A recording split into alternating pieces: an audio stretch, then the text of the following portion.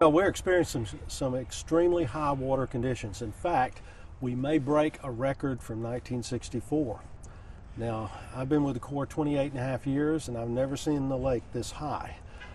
Conditions as far as impacting our facilities, we have parks and boat ramps and beaches that are closed due to the high water. And we have signage out, and we actually have a list of all our closed facilities on our Facebook page. What is the name of this park that we're at right here? This park is West Bank Park. It's one of our most popular parks. It fills up during the summer. A lot of people enjoy this park. But it can't be used right now because part of it is underwater. That's correct. If you see behind me, you can't see the picnic table. You might be able to see it through the water, but this picnic table is underwater. The walkway is underwater.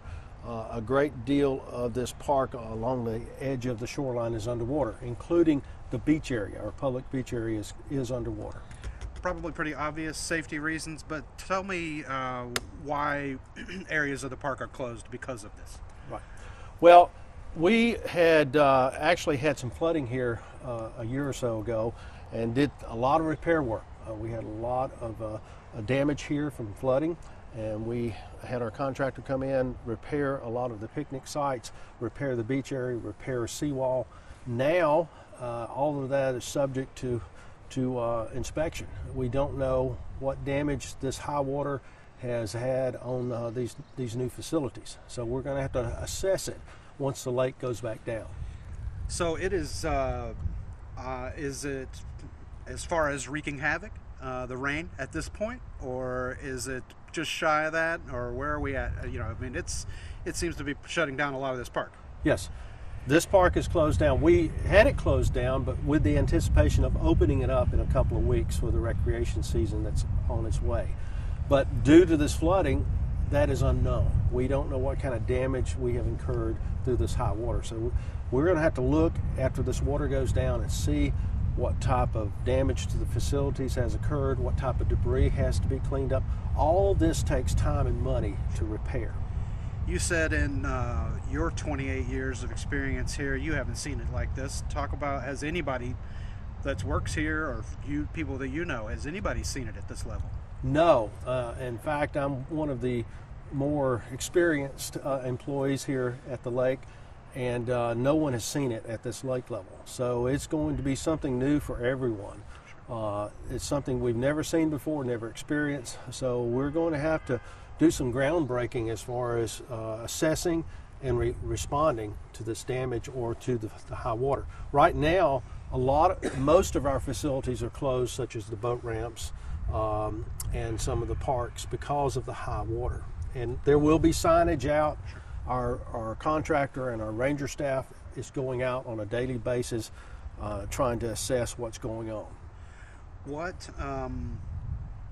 is, for residents who live around here, what does that mean to them? Well, we have over 10,000 private docks on this lake, and as far as impacts to those private docks, it can vary. People who are paying attention, people who are moving their dock in and out based on the water level, they'll be in pretty good condition. There may be some damage to their docks even, but the fear we have is that the folks who live out of town or who are not paying attention, who doesn't have a dock service to maintain their docks, those docks will be damaged due to the high water. Their cables may break. The dock may even break loose and start floating away. They could lose flotation. They could have damage to their boards and their structure because of this high water. And that becomes a different safety concern at that point if a dock breaks loose. That's right, and that can happen. That happens from time to time. The best thing we can ask people to do if they see it is to tie it to the shoreline until we can get to it. We have a limited amount of resources that we can address those with, a limited number of staff. The best thing to do is for the private owner to take care of those facilities, because that will be the best in the long run to have the least amount of damage. One thing I would like to speak to also is water safety. We have a lot of people who enjoy the lake during the winter, and during these high water events, there is so much debris that is dislodged and that floats around the lake. We have pieces of styrofoam, which can be very dangerous. If a boat hits those, it can damage your transom. It can damage your boat in many different ways. It can throw you out into this water, and this water is cold, and you can experience hypothermia very quickly in these conditions. So we always advise people, if you're going to boat on Lake Lanier, to assess whatever the situation may be, whether the lake is low, it's at a full pool, or it's high. In this case, it's a high water situation, so you have to take special precautions, especially at night, to make sure you pay attention to your surroundings. I would not advise boating at night on this lake under these conditions, because you're going to have trees in the lake floating, all types of various debris. You may have those boat docks we talked about, or even vessels. We want people to always be what we call situationally aware. And being situationally aware is understanding your surroundings, whatever they may be. So if you go out boating on this lake, plan for it. We always ask that you tell a friend where you're going, have a float plan, as it's called. Make sure you check your equipment before you go. You don't want to break down on this lake. Sure. It's a big lake.